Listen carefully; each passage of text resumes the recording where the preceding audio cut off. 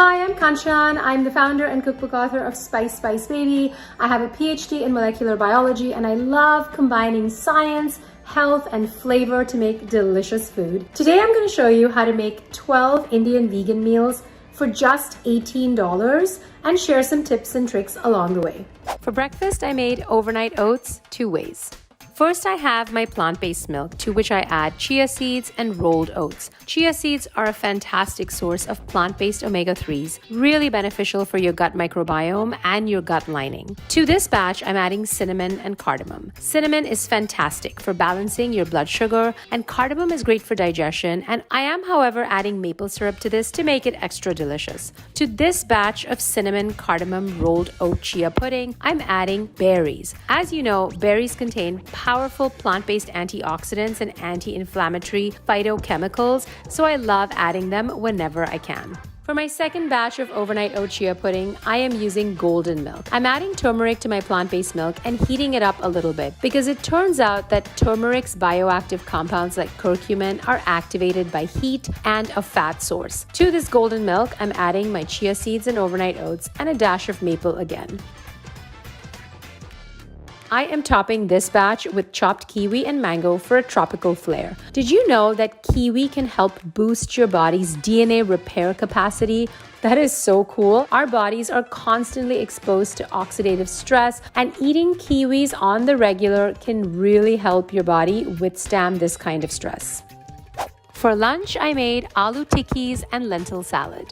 First, I'm making a vegan yogurt sauce by combining plant-based yogurt, salt, a little olive oil, a host of spices, and just whisking that up. Then I'm going to make a second sauce for variety, which is my cilantro mint chutney.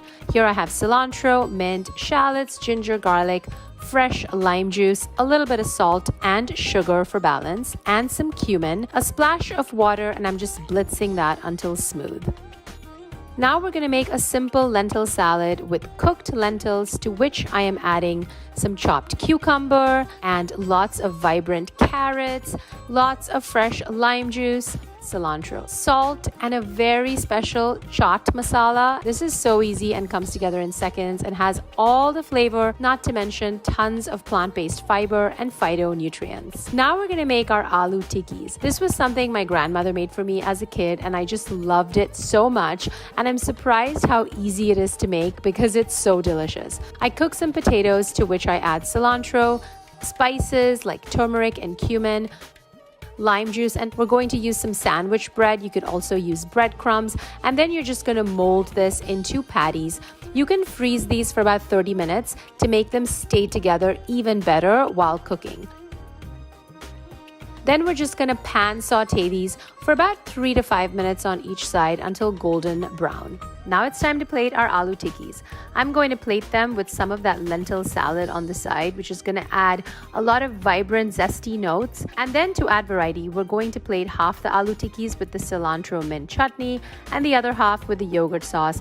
We're topping everything with a little cayenne pepper for heat.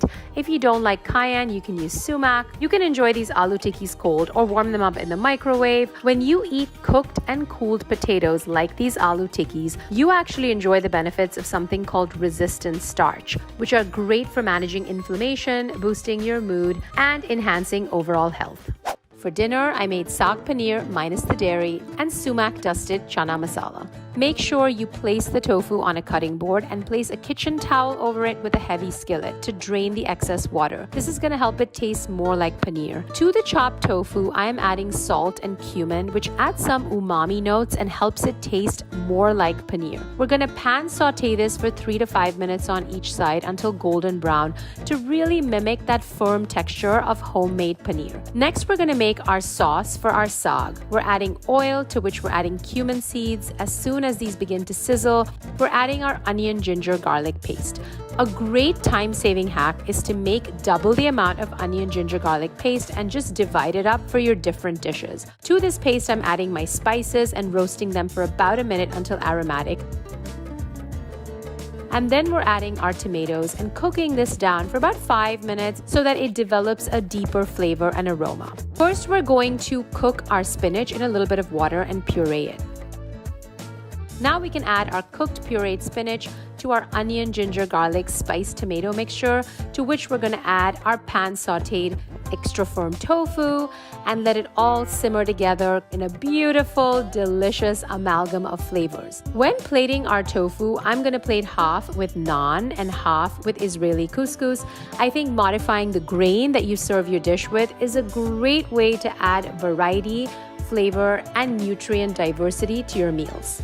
To make our sumac dusted chana masala, we start in much the same way with oil and cumin seeds. To that, we add the remainder of that onion, ginger, garlic paste and saute until golden brown. Then we're going to add our spices and the tomato paste once again. So very similar to our saag paneer base. Now we're going in with cooked, canned, drained chickpeas. We're adding a bay leaf for extra flavor, cooking everything down, and adding frozen spinach for more nutrition, those greens, all that fiber, the vitamins, minerals, you know the drill. Greens every day, all day in my books. We're going to finish this with a dusting of sumac to add lemony tang. Sumac is a great source of antioxidants and anti-inflammatory compounds. Every time you see the color purple or blue in nature, you're enjoying the benefits of something called anthocyanins, which are great anti-inflammatory compounds. I hope you learned something new today, and I hope you'll try these recipes. I also hope I was able to show you that making nourishing plant-based food doesn't have to be lackluster, dull, or uninspiring. It can be ultra delicious and super budget friendly. $24 of Trader Joe's food in 24 hours, part 2. For lunch, I decided to have another piece of toast, but you'll see what I do to make this one extra fancy. I got their shredded almond cheese, which was only $3.49, and I did an open-faced grilled cheese caprese sandwich, and just wait till you see the results. The tomato was only $1.29, and I was able to save half of it for another little part of this, which is great. So remember those cucumbers that I turned into pickles? They're back, baby, and we're going to use the rest of this tomato in it too. You're going to make a little side salad to go along with the open-faced sandwich, which I think is a great way to make sure that you're not wasting any of the food. And of course, the avocado. We're even going to only cut this one in half too, so we can continue to save for the rest of the day. So you chop it all up, chop, chop, chop. Make sure not to get a little dangerous with it. It definitely was some close calls for me at some points. But while I was chopping, I let my toast, and that included the cheese on top.